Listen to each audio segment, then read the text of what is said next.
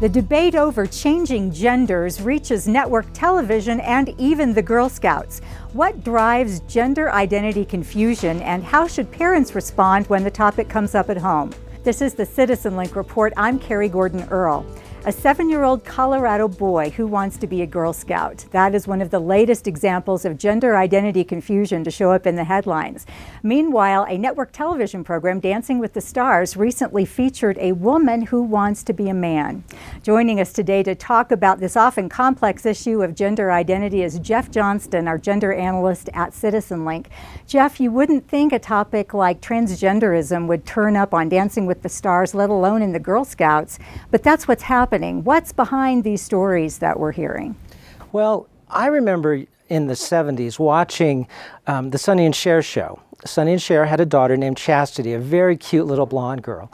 Well, Chastity grew up and decided that she liked women, that she was really a lesbian.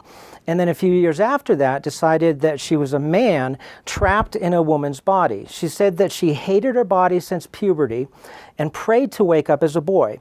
So a few years ago, Chastity changed her name to Chaz and began living as a man, including taking male hormones and having some surgery. She made a documentary and wrote a book about her whole process. And then this summer, Dancing with the Stars added her to their lineup as one of their dancers. Now, the other story you mentioned is about a little boy named Bobby. Bobby likes girl stuff and identifies as a girl. Bobby was in the news because he wanted to join the Girl Scouts, but was told no. And later, the Girl Scouts of Colorado released a statement saying they were inclusive, and they wrote, "If a child identifies as a girl and the child's family presents her as a girl, then the Girl Scouts of Colorado welcomes her as a Girl Scout." It seems to me that we're hearing more of these stories. These are not unique. And I have to wonder, are more people struggling with gender identity issues, or is the environment and the culture just more open to these stories being told in the mainstream? Well, I don't know if more people are struggling, but I know that we're hearing a lot more about this issue.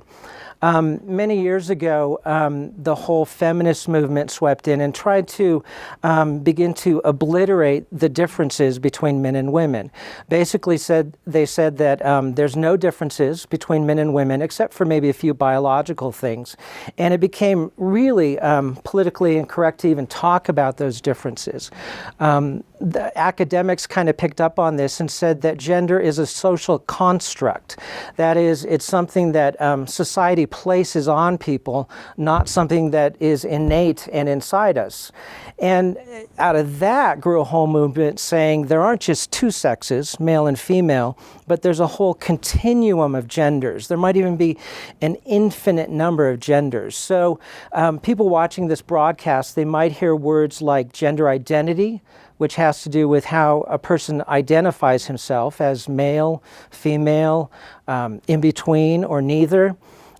Gender expression has to do with how people express themselves. And then transgender is kind of an umbrella term encompassing anyone that is experiencing gender confusion or portraying themselves differently.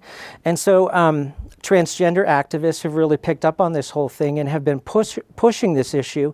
And the media has bought into this ideology as well. So we've heard a lot about it in the last few years. Now, the scriptures are clear, and as people of faith, as Christians, we know God created us male and female. So our children, our grandchildren are hearing about this issue. When they bring this home and ask questions, they may have a classmate. There may be a classmate who is struggling with this, or a parent or a friend. How should we respond as Christian parents and grandparents when this issue comes home? Sure. Our kids are going to hear about this, and they will be confused about it. As always, we ask parents to respond with grace and with truth. We want to have grace for the person. Even if they're confused, these are people who are made in the image of God, and they reflect His image, and so there's value and worth to them. One of the things I think parents can do is teach their children that humanity is made in the image of God, and that image is expressed male and female. Both of these are good, they're valuable, but they're different. They complement each other in a wonderful way, and they're not interchangeable. It's also important for parents to affirm and bless their children as boys or girls. You know, children come into the world, male or female.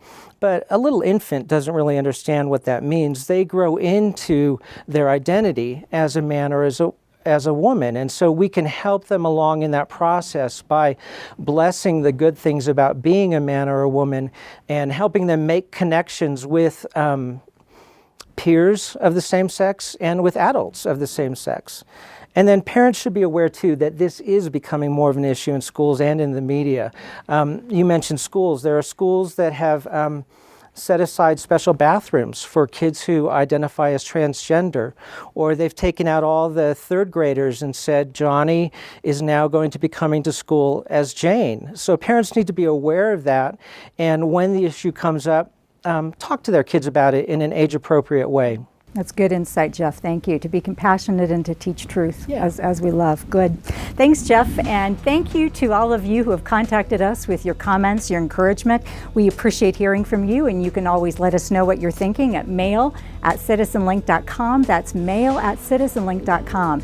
And we want to encourage you, when you hear stories like you've heard today, pray for those people who are struggling with gender identity issues, for their families and for their friends and for the culture, so that we will have wisdom to know how to come around them with love, but also with truth. Thanks for joining us, and remember, stand tall and be heard.